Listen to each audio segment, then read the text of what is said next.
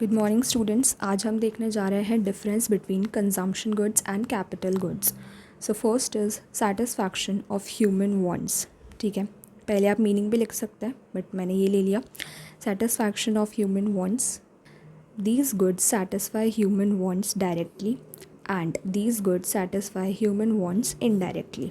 ठीक है, consumption goods को हम डायरेक्ट कंज्यूम करने के लिए परचेज़ करते हैं, इसलिए जो कंजम्पशन गुड्स हैं वो हमारी नीड्स को, वांट्स को डायरेक्टली सेटिस्फाई करते हैं। एंड कैपिटल गुड्स भी हमारी नीड्स को सेटिस्फाई तो करते हैं, लेकिन कैसे? इनडायरेक्टली, क्योंकि हम इनको पहले परचेज़ करते हैं जैसे मशीनरी वगैरह, और फिर उनसे कुछ और प्रोड्यूस करते हैं, और फिर जो फाइनल गुड होता है वो हमारी नीड्स को पूरा करता है। नेक्स्ट पॉइंट हमारा आता है डिमांड।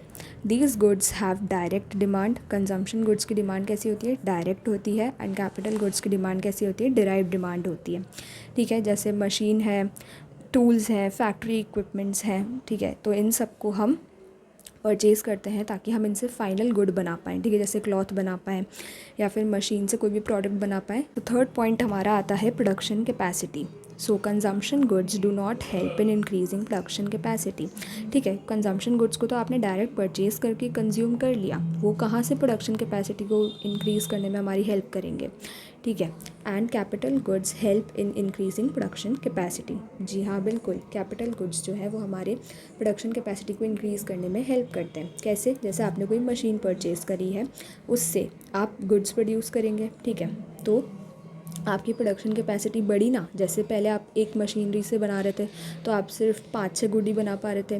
ठीक है, लेकिन अभी आपने 2 मशीनरी परचेज़ कर ली तो उससे आप जो है 10 से 20 प्रोडक्ट बना पा रहे हैं, तो आपकी प्रोडक्शन कैपेसिटी बढ़ गई। ठीक है, चलिए फोर्थ पॉइंट हमारा आता है expected life. So consumption goods generally have limited life span except durable goods. ठीक है, ड्यूरेबल गुड्स का जो लाइफ की एक्सपेक्टेंसी रेट होती है वो ज़्यादा होती है, एंड बाकी सारे जितने भी कंजम्पशन गुड्स होते हैं उनकी लिमिटेड लाइफ स्पैन होता है, उनका लिमिटेड लाइफ स्पैन होता है। ठीक है, and capital goods have more than 1 year life span. ठीक है, यहाँ पे तो क्या है? लिमिटेड है, एंड यहाँ पे more than 1 year capital goods की एक्सपेक्टेड लाइफ है। और फिफ्थ पॉइंट, जैसा कि आप जानते हैं, हमारे एग्जाम्पल्स का आ जाएगा। So car owned by your friend. ठीक है, वो क्या है? अगर मेरे किसी फ्रेंड ने कार परचेज़ करी है या फिर उसके पास कार है तो वो क्या है? कंजम्पशन गुड है। वहीं पे अगर refrigerator owned by an ice cream parlour, किसी आइसक्रीम पार्लर के पास अगर कोई रेफ्रिजरेटर है या उसने ख़रीदा है तो वो क्या हो जाएगा? कैपिटल गुड हो जाएगा। ठीक है, next is bread purchased by your mother. Bread आपकी मम्मी ने परचेज़ करी है घर में कंज्यूम करने के लिए, तो वो जो ब्रेड है वो क्या हो जाएगी? हमारी कंजम्पशन गुड हो जाएगी। फूड, क्लोथिंग, ठीक है, कपड़े आपने परचेज़ किए पहनने के लिए, सो डायरेक्ट कंजम्पशन के लिए यूज़ किए हैं। इलेक्ट्रॉनिक्स वगैरह, गैजेट्स, लैपटॉप, फ़ोन, मोबाइल वगैरह। एंड वहीं पे अगर स्विंग मशीन परचेज़ करी है किसी टेलर ने तो वो स्विंग मशीन क्या हो जाएगी? हमारी कैपिटल गुड हो जाएगी। सो इसी तरह से मशीनरी, टूल्स, फैक्ट्री इक्विपमेंट्स, ये सब क्या हो जाता है? कैपिटल गुड्स हो जाते हैं। क्यों? क्योंकि ये सब जो है, अभी जैसे टेलर ने मशीन परचेज़ करी है, ठीक है, सिलाई मशीन परचेज़ करी है, अब वो उससे क्या करेगा? उससे कपड़े सिलेगा। ठीक है, तो जो कपड़े होंगे, क्लॉथ होंगे, वो क्या होंगे? वो होंगे हमारे कंजम्पशन गुड्स। ठीक है, लेकिन जो स्विंग मशीन है जिससे वो परचेज़ कर रहा है, प्रोड्यूस कर रहा है बाकी गुड्स को, तो वो क्या हो जाएगी? कैपिटल गुड हो जाएगी हमारी मशीन। ठीक है, सो सिक्स्थ पॉइंट हमारा आ गया फाइनली डेफिनेशन का। So consumption goods purchased for personal और हाउस होल्ड यूज़। ठीक है, कंजम्पशन गुड को हम या तो पर्सनल यूज़ के लिए या फिर हाउस होल्ड यूज़ के लिए परचेज़ करते हैं, एंड कैपिटल गुड्स को हम for producing other goods and services के लिए परचेज़ करते हैं। ठीक है, सेवेंथ पॉइंट हमारा आता है पर्पस। सो क्या consumption goods satisfy immediate consumption needs. ठीक है, इमीडिएटली आप खरीदिए और आइसक्रीम खा लीजिए, तो आपकी जो फट से आप आइसक्रीम खरीदिए, उसको कंज्यूम करिए और अपने आप को सेटिस्फाई करिए। ठीक है, इमीडिएटली आपने आइसक्रीम खरीदी, उसको कंज्यूम किया और आप जो है सेटिस्फाई हो गए। इधर हम आते हैं कैपिटल गुड्स में। So capital goods used for production purpose to generate income. ठीक है, इससे हमारी इनकम जनरेट होती है। जैसे हमने पिछले पॉइंट में देखा था कि मशीनरी परचेज़ करी थी, ठीक है। सो मशीनरी परचेज़ करने से आप क्या प्रोड्यूस करेंगे, गुड्स एंड सर्विस प्रोड्यूस करेंगे, तो उससे आपकी जो है इनकम जो है वो जनरेट होएगी। ओके। 8th पॉइंट हमारा आता है एंड यूज़र। सो कंजम्पशन गुड्स का एंड यूज़र कौन होता है, कंज्यूमर्स होते हैं या फिर इंडिविजुअल्स होते हैं। कंज्यूमर्स को हम इंडिविजुअल्स बोलते हैं, ठीक है, हम लोग। एंड कैपिटल गुड्स का जो एंड यूज़र होता है वो प्रोड्यूसर्स या फिर बिजनेसेस होते हैं, ठीक है, क्योंकि कैपिटल गुड्स को जनरली प्रोड्यूसर्स और बिजनेसेस परचेज़ करते हैं अपने गुड्स और सर्विसेज को प्रोड्यूस करने के लिए, ठीक है।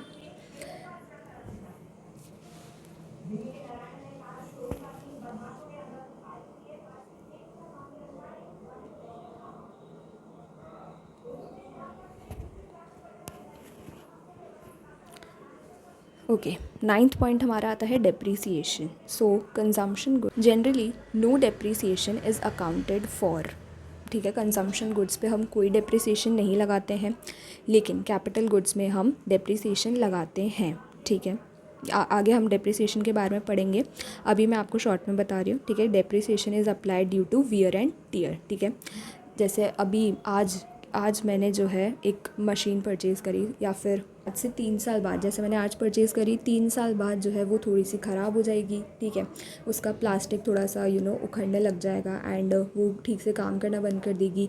तो जब मैं उसको बेचूंगी तो वो थोड़ी कम प्राइस में बिकेगी, ठीक है। जैसे मान लो मैंने उसे 10,000 का परचेज़ किया था आज, और अब मैं जब उसे 3 साल बाद बेचूंगी तो वो कितने की बिकेगी, आप ही बता सकते हैं। शायद 5,000 भी मुश्किल से ही मिलेंगे उसके, ठीक है। तो ये जो अमाउंट कम हुआ, 10,000 से सीधा 5,000 पे चला गया, या फिर 3,000 2,000 पे चला गया, तो ये जो अमाउंट कम हुआ है और इन दोनों के बीच का जो डिफरेंस होगा उसे हम क्या बोलते हैं, डेप्रिसिएशन बोलते हैं। आगे हम पढ़ेंगे, आप टेंशन मत लीजिए, ठीक है। अभी के लिए आप बस इतना याद रख लीजिए कि कंजम्पशन गुड्स पे हम कोई डेप्रिसिएशन नहीं लगाते हैं, लेकिन कैपिटल गुड्स पे हम डेप्रिसिएशन लगाते हैं। क्यों, वियर एंड टियर की वजह से। ये भी लिखो तो ठीक है, नहीं तो सिंपल ये भी लिख सकते हैं कि डेप्रिसिएशन लगाते हैं कैपिटल गुड्स पे। 10th पॉइंट पे आते हैं फ्रीक्वेंसी ऑफ परचेज़। तो कंजम्पशन गुड्स को हम फ्रीक्वेंटली परचेज़ करते हैं क्योंकि इनकी लो कॉस्ट होती है, बार बार परचेज़ करते हैं, बार बार खाते हैं, मतलब बार बार परचेज़ करते हैं, बार बार कंज्यूम करते हैं, ठीक है। एंड कैपिटल गुड्स को हम इनफ्रीक्वेंटली परचेज़ करते हैं, ठीक है, इतना फ्रीक्वेंटली परचेज़ नहीं करते हैं। अब जैसे कि कोई इंडस्ट्री है, उसने आज एक मशीन परचेज़ करी है, तो वो कल थोड़ी ना एक और नई मशीन परचेज़ कर लेगा इतने, ठीक है। मतलब आज ही जैसे उसने कोई मशीनरी परचेज़ करी है तो कल थोड़ी ना कर लेगा। आज ही उसने 10,000 लगाए तो कल वापस से वो क्यों 10,000 की मशीनरी परचेज़ करेगा। जो उसने लगाए हैं उससे पहले इनकम जनरेट करेगा, उसके बाद 2-3 साल बाद जब वो ख़राब होएगी तब परचेज़ करेगा ना, ठीक है। क्यों, क्योंकि उसकी हाई कॉस्ट होती है, ठीक है। 11th पॉइंट पे आ जाते हैं capital formation. So do not contribute directly to capital formation, यानी कंजम्पशन गुड्स जो है वो डायरेक्टली कैपिटल फॉर्मेशन में हेल्प नहीं करते हैं। वहीं पे जो कैपिटल गुड्स हैं वो directly contribute to capital formation by enhancing productive capacity, ठीक है। यानी कि कैपिटल गुड्स जो है वो हमारे कैपिटल फॉर्मेशन में हेल्प करते हैं। यानी कि अगर आपने कोई मशीनरी परचेज़ करी है तो उससे आपके पास 2 मशीन हो गई ना, तो कैपिटल बढ़ गया, आपके पास कैपिटल फॉर्मेशन हो गया, ठीक है, क्योंकि मशीन क्या है, कैपिटल ही है, okay. And bye enhancing productive capacity, ठीक है, उससे आप और भी मतलब बहुत सारे गुड्स एंड सर्विसेज प्रोड्यूस कर पाएंगे, ज़्यादा प्रोड्यूस कर पाएंगे, तो इसलिए आपकी जो प्रोडक्टिव कैपेसिटी है वो भी बढ़ जाएगी, एनहांस हो जाएगी, okay.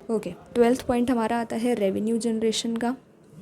So consumption goods do not generate revenue, ठीक है। अभी जैसे आपने कोई भी कंजम्पशन करने के लिए कोई भी गुड खरीदा, तो वो कैसे रेवेन्यू जनरेट करने में आपकी हेल्प करेगा, ठीक है।